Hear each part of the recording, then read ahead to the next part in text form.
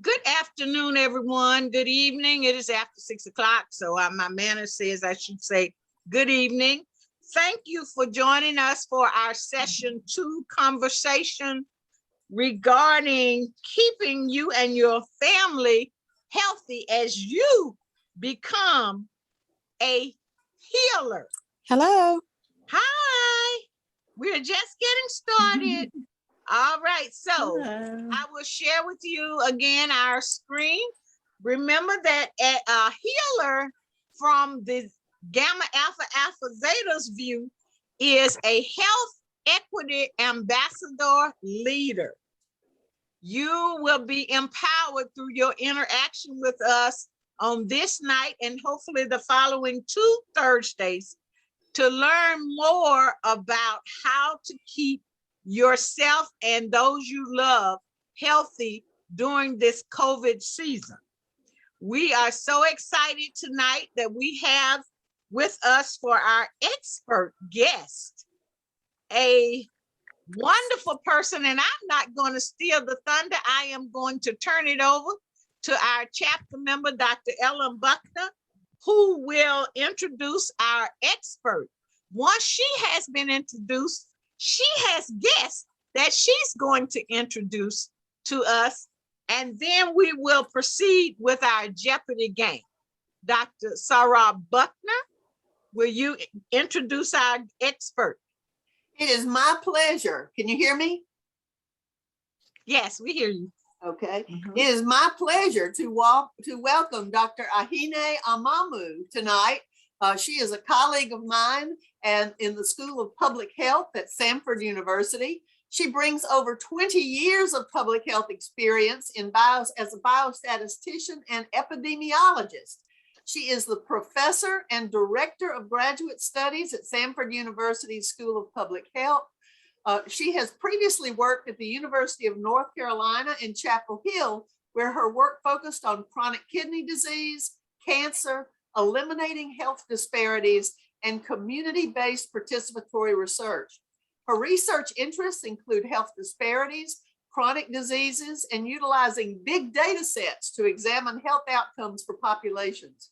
While serving as the director for the Center of Biostatistics and Data Management within the Institute for Health, Social, and Community Research at Shaw University, she helped to establish a research center that encouraged the development of independent student and faculty researchers to identify, investigate, and address health disparities in chronic diseases.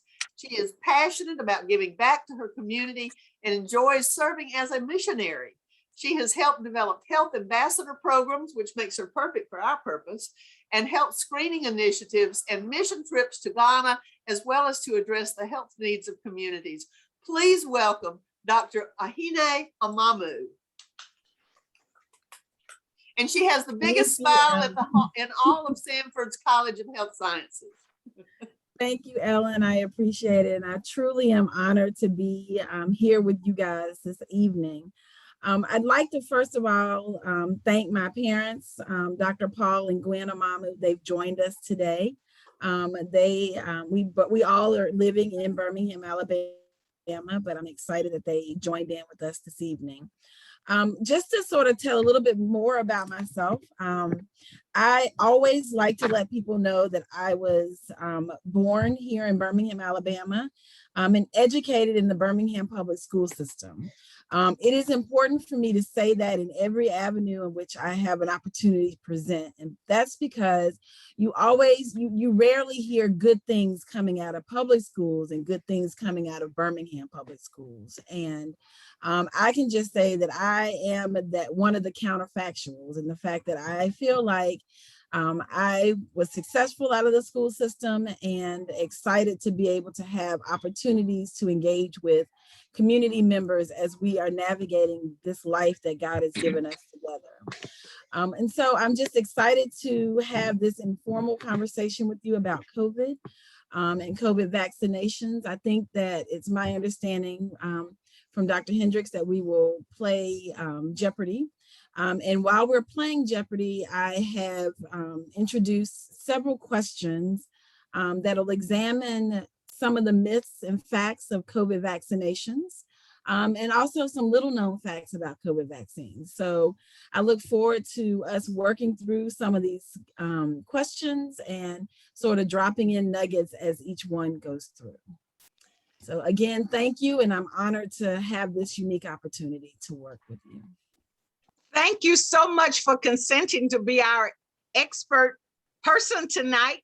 Before we begin the game, let me acknowledge that we have two very special people. I see two. And that is, first of all, the Alabama Zeta State Director, Dr. Sawan Crenshaw, has joined us. We are so thankful that she was able to fit us in her schedule tonight. We want to acknowledge all of the Zeta Bacilli and Zeta members from across the state of Alabama who are with us tonight. And our very special guest is our Focus Community Mayor, Mayor Lumpkin, Orville's First Lady, head honcho, and all of that. Thank you, Mayor Lumpkin. You came in and walked away with all the points last week. So you all be ready now, because she hits for the big money when she goes for the questions. So watch out. As Sarah Bailey shares the game, if you will share the Jeopardy game on the screen, Sarah Bailey, let me tell you about the rules of engagement for tonight. You see that there are 4 categories. Give it a shot. That's a fact, Jack.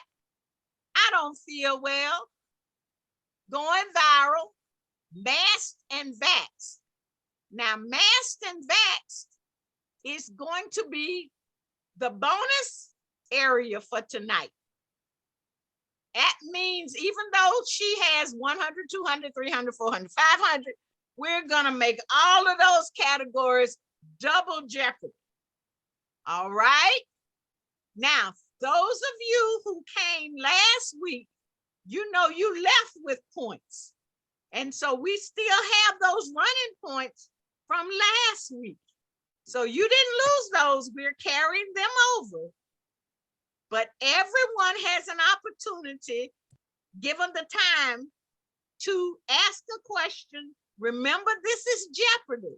And the answer has to be what? In the form of a question. So if you get hung up and you can't do that, I'm going to ask the Gamma Alpha Alpha Zeta members to help you frame that question so that you can get that money. I know that there are 2 people maybe from New Zeta. So when you ask your question, I'm going to ask you to tell us if you are representing your chapter or a team or a school PTO or some other group, and we will be able to tally the points. All right, you will have 1 minute once you identify your category and then provide us with an answer to the question that must be in a question format. Did I totally confuse you? All right, well then that's my job is done. Now, who will go first? I know we have some people from last week, they came back, so look out. Yeah. Who's gonna unmute yourself and turn your camera on so we'll know who's asking to go first. Open up. We're looking for you. Who's going first? Who will be the first person to take a category? Anybody? I'll go get it. Give it a shot for 400. 400. The category is give it a shot. The CDC recommends that ages 5 and older should do this to help prevent the spread of COVID-19. What is COVID vaccine shot? What is get vaccinated? Very good. Expert, what would you like to add to that? I'd like to say that in addition to masking and doing social distancing, one of the most effective ways to help reduce the spread of COVID-19 is to get vaccinated. As you have noted, it is those individuals who are 5 and older who have been authorized to get the vaccine. And we also recommend that if you had your 2 shots, if you have not yet, you should go back and get a booster shot as well. So I do encourage you to help us minimize the spread of COVID by getting your vaccine and your booster. Great. All right. Who's gonna go next?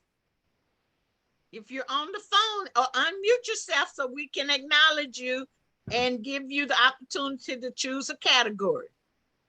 Who would like to go next? Dr. Hendrick, I would go next. Oh, look at the mayor. Come on, mayor. I don't feel well for $500. Okay. I don't feel well for $500. Common symptoms of COVID-19. What is fever, sore throat, dry cough? Anything else you want to add? Show your answer, Karen. All right. What are, it's a lengthy list, headache, Okay. fever, cough with or without chest congestion, shortness of breath, difficulty breathing, sore throat, runny nose, loss of smell, loss of taste, muscle aches, fatigue, and or nausea. You started it. Let's let our expert wrap it up. Come on, give us some nuggets. So yes, these are some of your most common symptoms of COVID-19. I think one of the things that's always confused people is that if you look at this list of symptoms, you'll notice that it's very similar to either the common cold or the flu. And so a lot of times people are thinking, oh, I just have your cold or I just have the flu. But we encourage you in this season, because of the variants that are around COVID, that if you find yourselves presenting with any of these new symptoms, that you take a moment to either take a home test or to go out and get a PCR test to confirm that you don't in fact have COVID. Because of course, we want to try to minimize our exposures and make sure as many people as we can be protected from COVID. Thank you. Who will be next? All right. The mayor has come in and taken over again.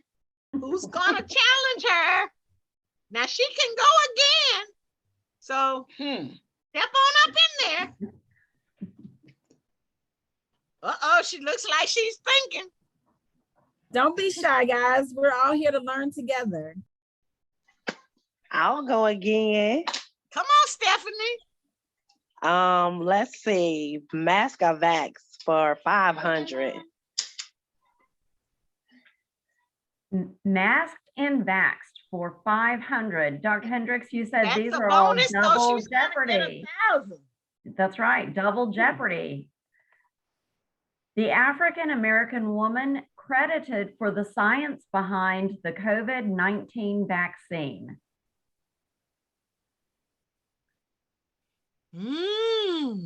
Clock is ticking. All right, anybody want to help her and split the points? Who knows the answer? La la la la la la la la la. La la la la la la la la la la la la la la la la. This is giving you time to Google it in case you weren't sure. I think I saw Kim Braden open up. Kim, were you going to help her provide the answer?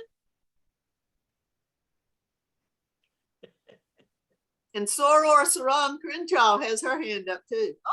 Okay, so Crenshaw, come on. I can't remember the first name is like Kim or something. Corbett, Kim. All Kim right. Corbett. Aaron, What is Kim Corbett? Yes. Oh, Close. here we go. And the answer is, who is Kizzmekia Corbett? Yay.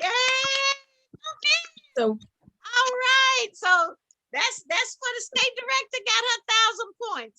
All right. Watch out, You know, it's Miss Mayor, she so trying it's to really knock you off. Come I'm on, telling Queen. you. I'm telling you. So it's really interesting that, you know, when the COVID vaccine came on the scene, people were, you know, so concerned because they felt like the science was so new and that, you know, we didn't know much about it. But the reality of it is Dr. Corbett and several other scientists have been working on various mRNA sciences for other types of vaccinations, and the science behind how we are able to use the mRNA for the COVID-19 vaccine was actually credited to Dr. Corbett.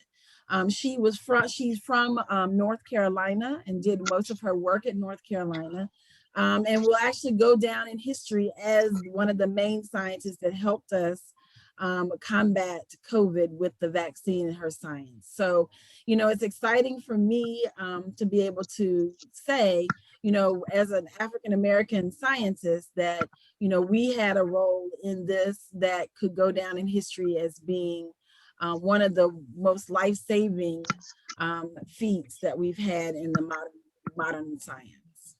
So just make sure everyone remembers that Dr. Kizzmekia Corbett is our scientist who helped us with the mRNA vaccination science. Great, great. All right, great nugget. Who will go next? Give us a category. Dr. Hendrick, Yes. let me go. That's a fat jack for $500. Oh, listen at the mayor. Who's that? Is that the mayor? That's a fact, Jack, $500. Antibiotics are effective in the treatment of bacterial infections, but not these types of infections. That's a tough one. The clock What is is ticking. COVID? What is COVID-19? All right, let's see the answer, Karen. The answer is, what are viral infections? All right, our expert, come on with it. So yes, COVID is a type of viral infection, but there are other viral infections as well. And antibiotics, as is mentioned here, are only effective in treating bacterial infections. Viral infections are those that have to sort of work their way through your system, and or your body finds ways to fight them off. And so a lot of times when people feel like they're getting sick, you know, they want to rush out and get an antibiotic. But if what you have is not a bacterial infection, the antibiotic will not be effective. And so you don't want to treat yourself with Z-Paks every time you get sick, because you may not be effectively treating yourself if you have a viral infection. Now, this is a great opportunity. If you have another question, just a question for our expert, open your mic and ask that question. Use this opportunity if you are still unclear about viral and bacterial infections. All right, let's go back to the board, Karen. Who will take the next one? I have a question for the expert. Okay. So are viral infections and bacterial infections equally contagious, or do they spread as quickly? Not. You hit the mute, Doc. Okay. Unmute yourself. Yes. Can you hear me now? Yes. So viral infections are generally transmitted in various ways. For example, they can be transmitted through a vector of some sort. And so as a result of that, those are the ones that tend to be more contagious or can be spread, as opposed to bacterial infections. So in that instance, we don't really anticipate that bacterial infections can be transmitted as easily as viral. So all the things we do, like washing hands and covering our cough and things like that are even more important for viral. Is that accurate? That is correct, because when you are not washing your hands and you're not covering your cough, then when you are coughing or sneezing, it is possible that the viral loads can be transmitted from the saliva that may come out, or the blood that may come out if it's something of that nature, or any of those things that's in the air that's coming out from your saliva or your lack of a better word, your phlegm from your nose, can definitely carry the virus. And then you touch something and pick something else up that may have that virus on it. Depending on the life of that virus on a surface will determine if you're able to acquire that virus and then it grow in your system and make you sick as well. So that is why it is often important that you use the 2-minute rule when you're washing your hands. You want to be sure that you not only wash the palms of your hands, you wash the backs of your hands, you wash your wrists. So you make sure you wash your wrists well and under your nails. And what people tend to forget is you want to make sure you use a clean towel to dry your hands and turn the water off and throw it away. You would be surprised how often viruses are transmitted through some of the simple acts as that. Thank you for the question. So washing my hands in a public bathroom and then using my clean hand to cut the water off and open the door handle to get out the bathroom defeated the purpose of me washing my hands. Absolutely. Well, yes, let's just say yes, it defeats the purpose. But you know what you generally recommend is that you use the paper towel to turn the water off, and it's clean towel to open and close the door when you're leaving. In the event that you're not able to do that, then you may want to consider doing hand sanitizer after you have left the bathroom. But we do encourage you to consider, you know, and I know people say, well, it's wasting water. Well, it is wasting water, but it could save your life if you use a paper towel to cut the water off, as opposed to using your hands to cut the water off after you've cleaned your hands. Hence why we see in many restaurants now and public places, as you exit the bathroom, there is a trash can. And it's even more convenient if it's on one side versus the other, as to the likelihood that you will drop it in the can rather than on the floor. That I'm is sure absolutely someone has done that study and shown that. All right, next person for a question. Ms. Walker, you returned this night. Would you like to give us a category? Not at this time. I can't bait you this time. Okay, all right. Do I have a taker? Let's do That's a Fact Jack for 400. That's a Fact Jack for 400. The COVID-19 virus can grow or live in your body for this long.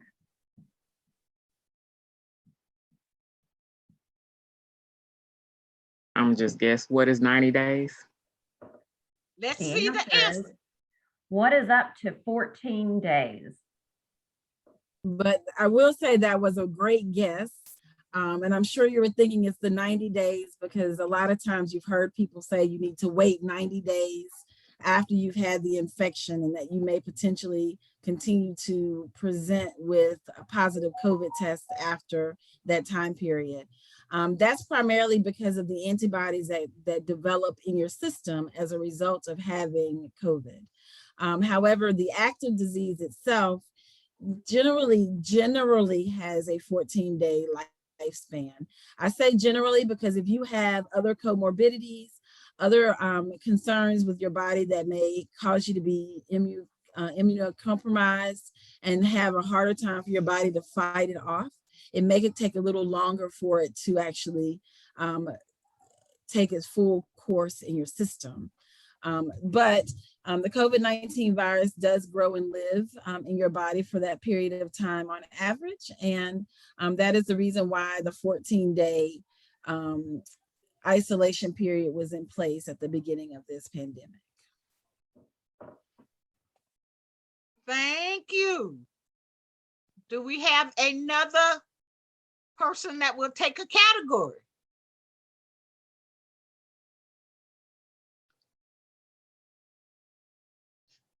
Sarah Manjeet.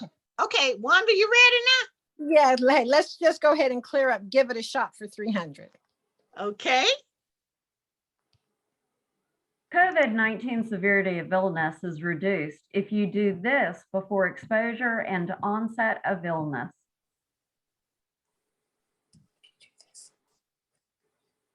What is take your vitamins? Let's see the answer. What is get vaccinated?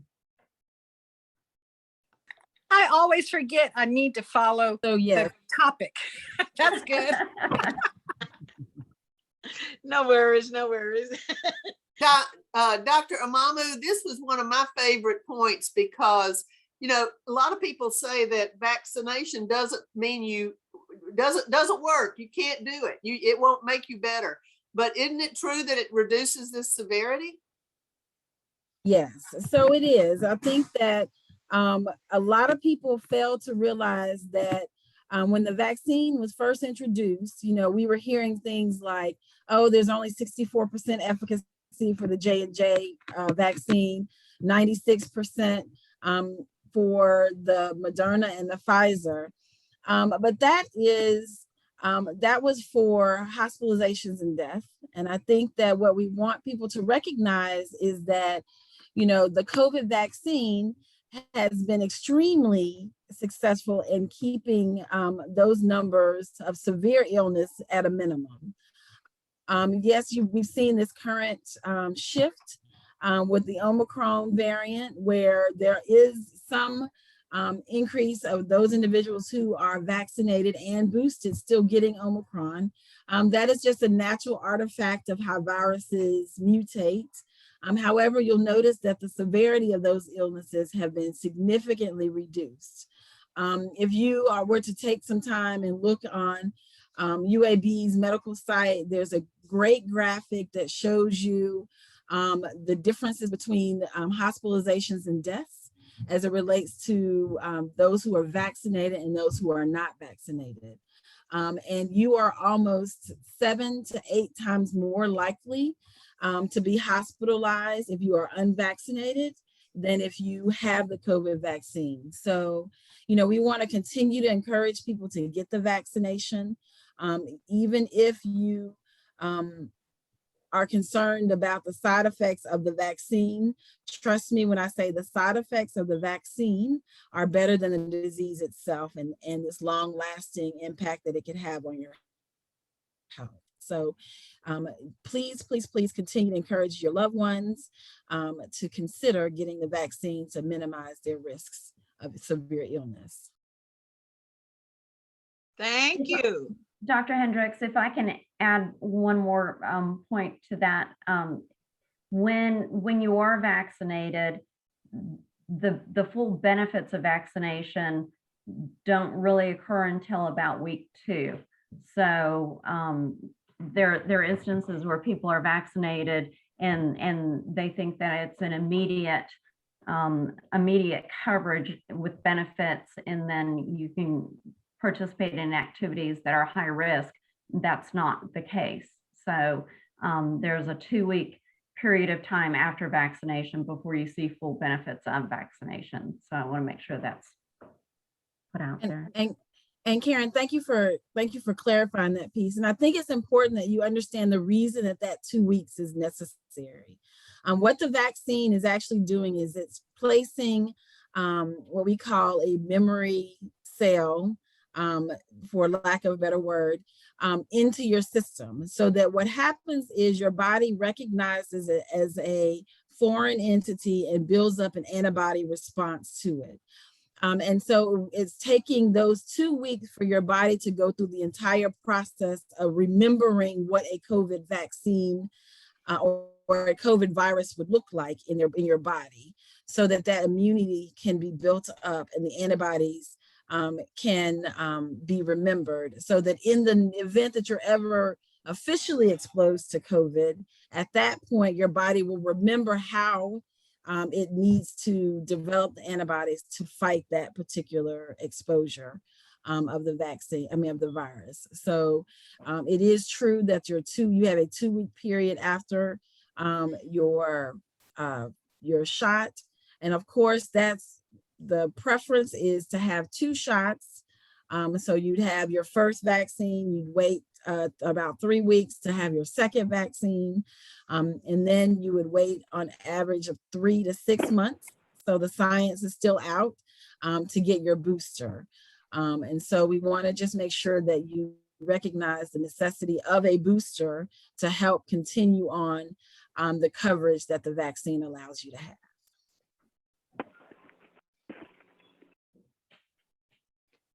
We have a telephone that's open. Would you like to ask a question? Not right now. Okay, all right.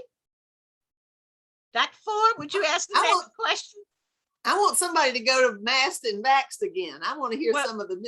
Why don't you ask the question? You take it. Take the category. All right. Well, I don't know the answers to these now. I didn't read through these. I'll take Masked and Vaxxed for 400. That's why you can take it. If I have at least 2 doses of the Pfizer or Moderna vaccine, what am I? Fully vaccinated. No, how you supposed to say? Oh, what is fully vaccinated? Oh my God, what is fully vaccinated? Very good, very good. That is the case now for all 5 and over.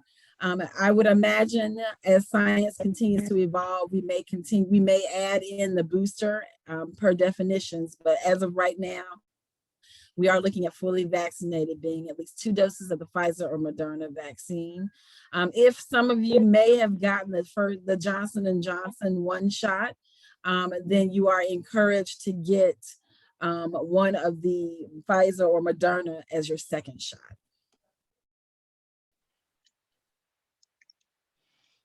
Thank you. I saw someone send a message they want to go next. Open your mic and give us the category.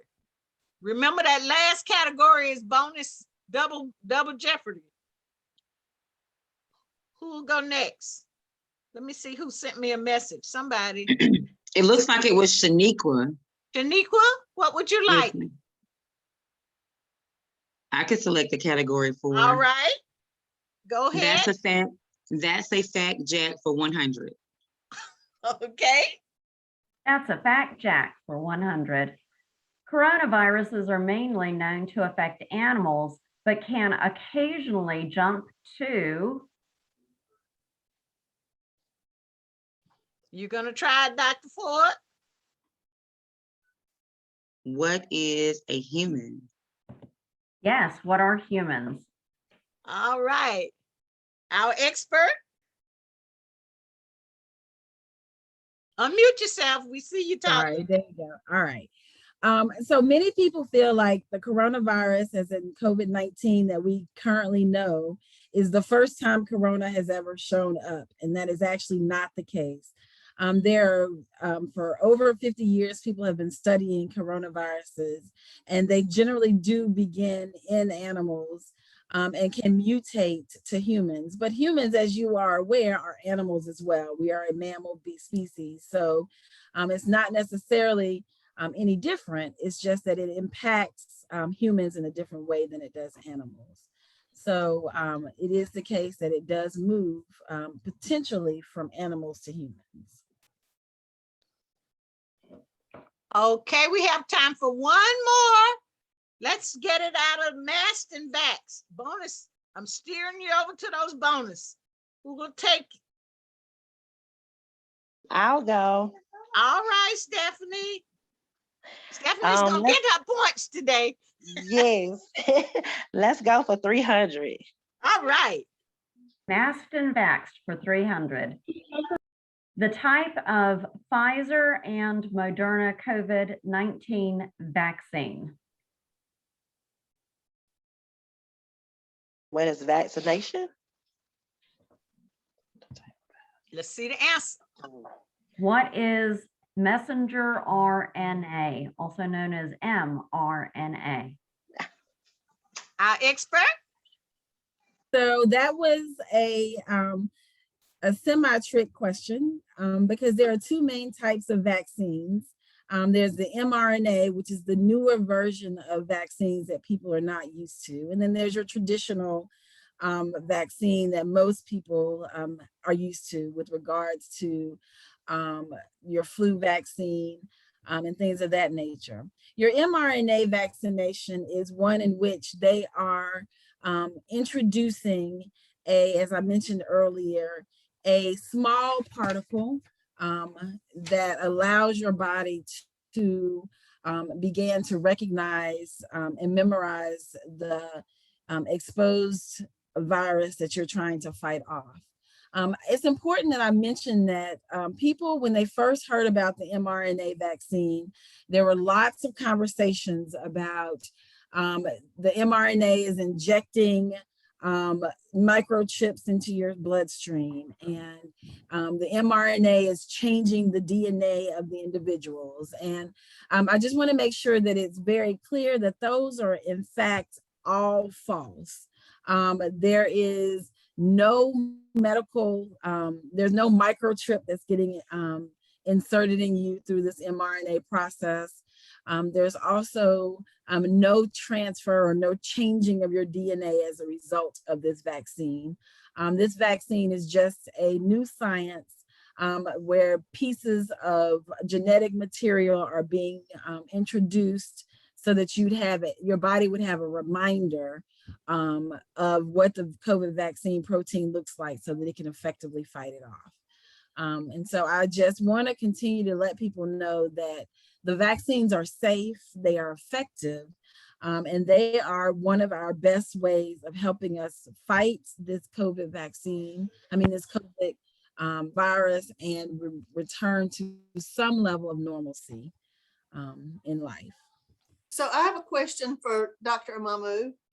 So compared to things like polio and measles, mumps, rubella, things like that, some of which are live virus vaccines, one question that's always come up is, are the new vaccines, the COVID vaccines, safer or are they less safe than our traditional vaccines?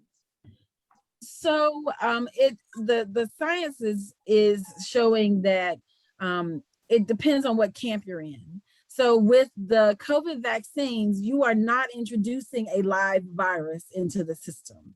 And so as a result, you would say it is safer in that manner because you are not introducing the virus to the system. You're only introducing a genetic copy of what it would look like. So you are not introducing the disease.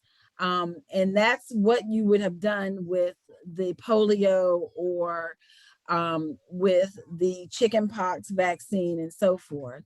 And so in that instance, it is safer because you're not introducing the virus itself into the body and asking the body to fight it. You're only introducing genetic components of it. So if you want to say the safety is in whether or not you're getting a live virus or not, then yes, the mRNA is a safer vaccine because you're not introducing an actual virus into the system. Thank you. All right, ladies, and I think we have a few gents on. This is drawing us to the close of our active game tonight. We'll stop share of the game and get a report from our project director, Dr. Shalisa Ford. She's been tallying scores tonight. So Dr. Ford, if you'll share with us where we are. Unmute, yeah. Yes, ma'am. All right, so here we go. If no mistake, excuse me, Mayor Miss Lavinia Lumpkin is the leading, no, she's not, she's the second leading scorer with 1,200 points. The leading scorer is Dr. Crenshaw with 1,500 points. Miss Wanda has 200 points. Stephanie has 950 points. Shaniqua has 100 points. All right, and we had some carryover points from last week. I added those in. Okay, wonderful. All right. Remember, you have 2 more weeks to get your points in, so do not dismay. You can come on and hit those bottom high numbers and take over. Mayor, you let my state director come on in there and swoop you up. Look out, Orville. Yeah, she did. She did. She did. All right, let's get ready for our poll for tonight. Let's see if I can launch the poll, and I will share my screen. Can you see the poll? Somebody let me know if you can see it. Oh, I gotta launch it? Yes, click launch. Okay. There we go. We can see it. All right. So if you would please, we'd ask you to take the poll. I'm doing it for you. Won't let me. You can't take it, Ellen. You're a co-host. Because I'm a host. Okay, got it. You and I have to hold out. Okay.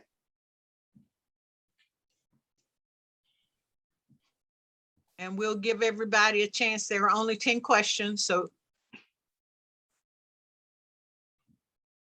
Do I need to scroll down, or you can scroll? Can you move it yourself? I'm not sure. Dr. Hendrick, I Yes, you can't get move mine to yourself. go to number 5. Okay, I'm gonna try to. 1 minute.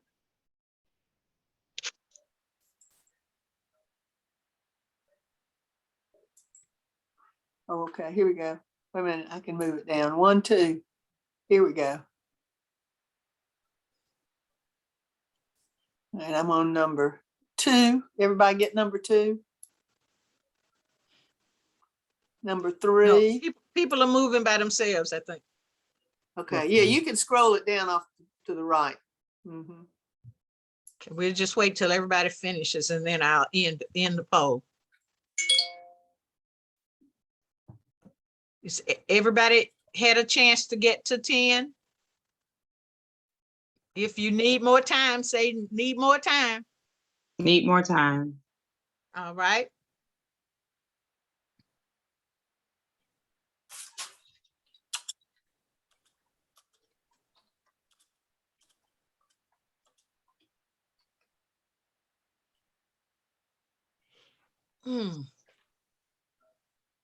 Dr. Hendricks, we do have 4 that have logged in with their phone numbers. I will need their names so we can give them their gifts. Okay, if those of you who are on the phone, if you will give us a call after this meeting, and if you would call Dr. Ford, put this number in. This is the Google number, 334-526-0020. We'll be able to get you your prize. Dr. Hendrick. Has the poll ended? Okay, Ellen, can you end the poll? I can. Okay. So do we want to go over Yeah. the answers? Share results. Okay. Oh, share results. Here we go. All right. So we had 2 gentlemen on the call and 12 ladies. Welcome. We had 71% vaccinated, 21% vaccinated and boosted. So that's a total of, I believe, 93% vaccinated, fully vaccinated. We've got a question, are Delta and Omicron the same? And 93% answered no. That's the correct answer, I believe. They're both variants. Is that right, Dr. Amamu? Do you want to speak That's to that? correct. Okay. You can still get COVID even if you've gotten the COVID vaccination. Yes, that's true. It's called a breakthrough case usually, and it means that, but as Dr. Mahmood and we all talked about a minute ago, it's usually not nearly as severe. The chance of hospitalization and death is much lower. So if you'll give our guest, give our expert a chance to respond to the answers, Ellen. Okay. Go on and read it and allow her to answer. Okay, you can still get COVID and 100% said yes. Dr. Mahmood? Yes, that is correct.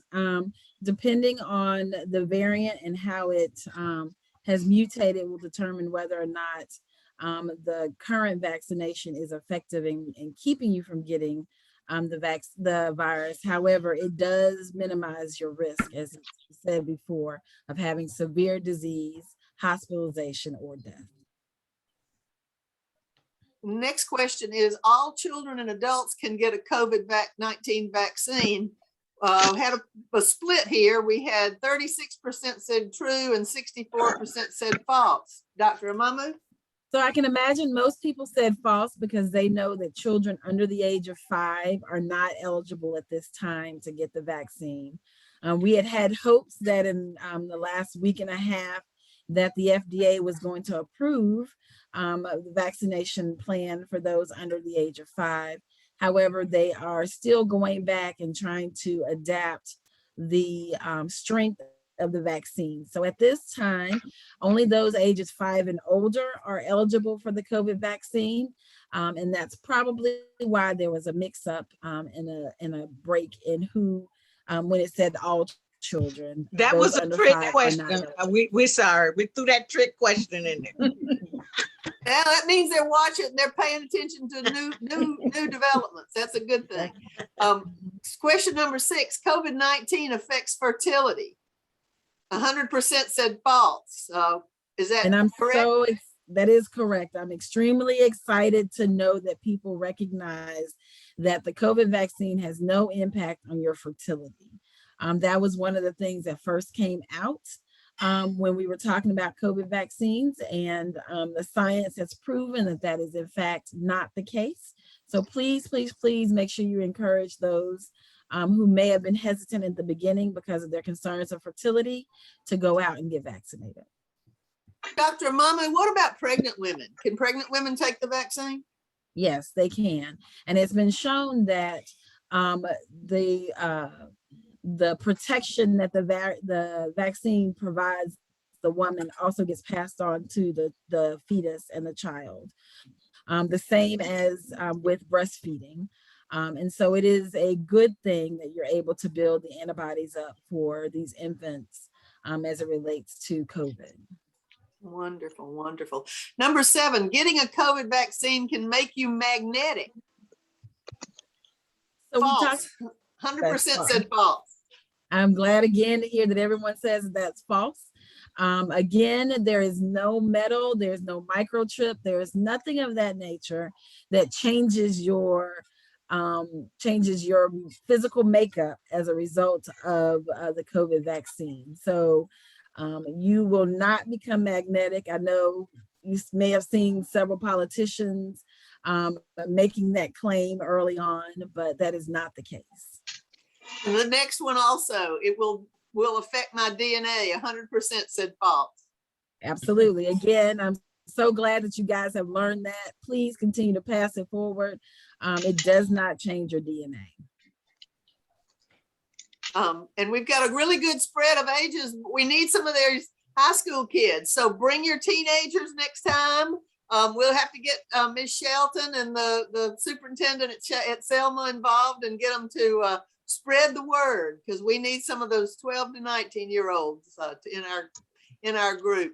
And people typically heard about this through email or through their organization, but we will encourage you, if you see it on Facebook, either the Orville Facebook or regular Facebook site, please post so that other people can know about this program. All right, we want to take a few moments to give our expert an opportunity to share some additional nuggets with us before we thank everyone for participating and attending tonight. So I'd like to again say thank you for this opportunity. It's truly been a pleasure. I mentioned to Dr. Hendricks earlier today that the women of Zeta Phi Beta are very special to my family and I, because my grandmother was a member of Zeta Phi Beta before her passing. And the way that the women of Zeta Phi Beta circled us during that season in our lives was so impactful to us. My mother and I are both life members of Alpha Kappa Alpha Sorority Incorporated. I am a 25-year member of the organization, and my mother is celebrating her 50th year with the organization. And so I'm just excited to see the women of the Divine Nine continuing to provide service to all mankind and ensuring that our communities are well informed about the risks and benefits of the COVID vaccine and the virus. And I just want to continue to encourage you to stand strong in helping to fight the myths that are out there. The fake news, as we hear often about the COVID vaccine and the virus and how it spreads, and just continue to bring forth the truth and stress the importance of trusting science. I know a lot of people have been frustrated with how science seems to be changing, but that's how science is. Science is a mechanism by which the more you learn about something, the more you change and you develop and you create new policies and procedures around the new knowledge you gain. And so as you hear people complaining about not knowing or how things change, encourage them to recognize that's how life is and that's how science is. The more you know, the more you grow. And so I just encourage each and every one of you to continue to educate yourselves and others, but more importantly, continue to carry God where you are in every step that you have. It is just, we would not be where we are in this moment and in this space if it was not for His grace and His mercy and His favor. And so as we close out today, I just ask that God continue to protect and keep each and every one of you that's on this call, all the families that are presented here, and that for those loved ones who have been impacted negatively by COVID, that God continues to give them the strength that they need to move forward in this life. So again, thank you for this unique opportunity. And I just ask that you continue to invite me, and I'll try to come on next week as well. And maybe I can finally answer some questions and give me some points too. Well, thank you for joining us tonight. And you have a standing invitation for our next two sessions. I would ask if Ms. Kimberly Braden, if she would take the opportunity, if she would like to say hello. She was on, I see her still on. She is our program administrator and is responsible for us being selected as a fundee in the initiative from the UAB Minority Health Research Center. Thank you so much, Dr. Hendricks. I just want to say I have attended several of these events. Just to give you all a quick, synopsis of what we're doing. We went across the state to Mobile, Dallas County, and Jefferson County, and offered the Divine Nine and a few other nonprofits the ability to take some funding into the community to help us spread education and get rid of misinformation regarding COVID. And we are pleased to see this. This has been the most fun forum I have seen yet. I will say that. And I am excited to attend next week. We've had a bit of a storm here, so I've been trying to stay quiet in the background as I try to make sure that everything remains quiet, but so far so good. And thank you all once again for participating, because as we learn more and we learn correct information, we can take that information into our communities. And that's been the complete goal of this actual program and these many grants that we offered. Thanks again. Thank you. And as I ask our state director, I'm going to just say hello or whatever she wants to say. I'm going to ask Karen at the same time, will you put up the gifts for tonight? Because everybody gets gifts just simply for signing on. So remember now, I have to know how to get to you to send you your gift. And so these are the gifts so far. Everybody will get a vaccine card holder, a carrier. It has this little pouch so you can put your vaccine card in it. We want to change that word, but because we're talking to real people, these are masks, surgical N95 masks that we will be sending to each of you. And you will be getting a card case to put on the back of your phone, the little sticky phone case. So those are the gifts. We will get those to you. Everybody is a winner tonight just for signing on. those of you who were there last week, and more gifts are coming. So stay tuned, come back next week. Madam State Director. Good evening. Thank you. I just want to say thank you to everyone who, from participating, speaking, and giving of your talents and time to this project. I've thoroughly enjoyed this evening. Sorry I could not attend last week. Looking forward to the next event. And as we all know, education is the key to improving the quality of life of people. So I certainly thank you all and all your efforts. To Ms. Braden for the funding opportunity to spread the education and knowledge, and to the expert of the evening, and for all the Project Heal planners for providing this entertaining edutainment forum this evening. But I definitely look forward to joining again in the future. And again, thank you. So we want to close with one fast education information. Karen, if you'll share your screen about how, if you haven't ordered your kit, here's how to order your COVID kit. So here's the information, just in case. One last info for tonight. You can call to order your COVID-free at-home kit. Here's the information. Take a screenshot or write the number down. Thank you again. We pride ourselves on not abusing your time in the evening. Thank you again for joining us. We hope you had fun. Remember to send me a text or call and let me know how to get. We'll be mailing your gifts to you, but we have to know how to reach you. So please do that, or send. Most people on here know my email. So send me an email with your address and we will be sure to get your gifts. But everybody gets gifts for coming. Those who answer points, remember they're accumulating, and you're going to get special gifts. So we'll stop share, and we thank you all for joining us tonight, and we hope you will come back again. Thank you so much. Be safe. Continue to wear your mask, wash your hands, and continue to social distance. Good night. Thank you all. Thank you. Bye-bye. See you next week. Bye-bye, had fun. Thank you, Karen. Thank you, Constance. Thank you, everybody. Thank you. Thank you, Mayor. Thank you, Mayor Lavinia, Mayor Lumpkin. Thank you.